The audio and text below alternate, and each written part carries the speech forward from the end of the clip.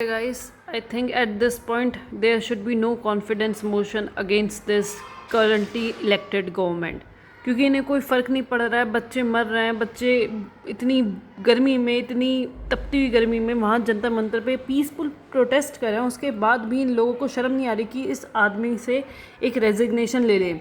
They are still कि नहीं उनकी साख बची है, जो कि कहीं की है भी नहीं। I don't know what is going on, क्या चल क्या रहा है इनके दिमाग में।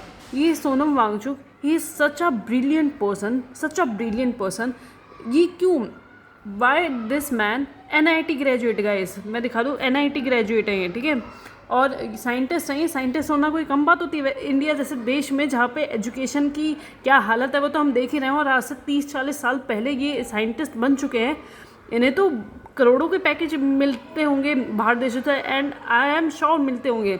बट ये इंसान फास्ट पे बैठा हुआ है, किसके लिए, हमारे राइट्स के लिए।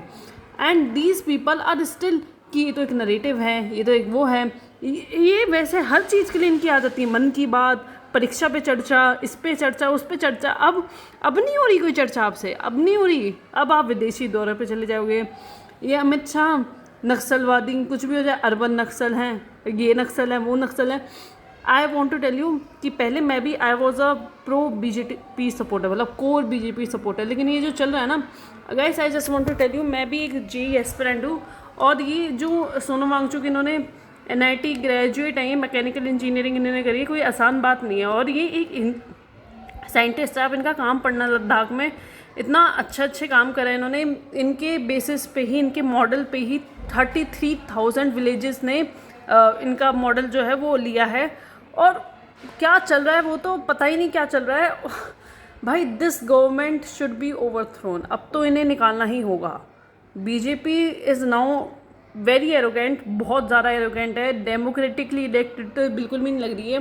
अगर ये कह रहे हैं कि हम डेमोक्रेटिकली इलेक्टेड हैं और बच्चों के हित में काम करते हैं, तो ये कौन सा बच्चों का हित है भाई। तुमसे एक इंसान का रेजिग्नेशन नहीं लिया जा रहा।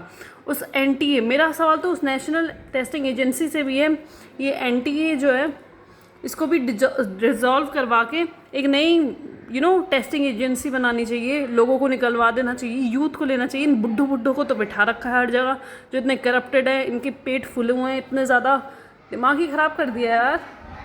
मतलब हम तैयारी करें, हम प्रोटेस्ट में जाएं, प्रोटेस्ट में लाठियां भी खाएं, लेकिन तुम कुछ वो ना करो। बस चर्चा होगी संसद पे, वो भी जब PM मोदी उनके आवास के बाहर, रेजिडेंस के बाहर प्रोटेस्ट हुए, उसके बाद माने संसद पे चर्चा के लिए, वरना चर्चा भी नहीं करने वाले थे। रेजिग्नेशन तो दूर की बात है।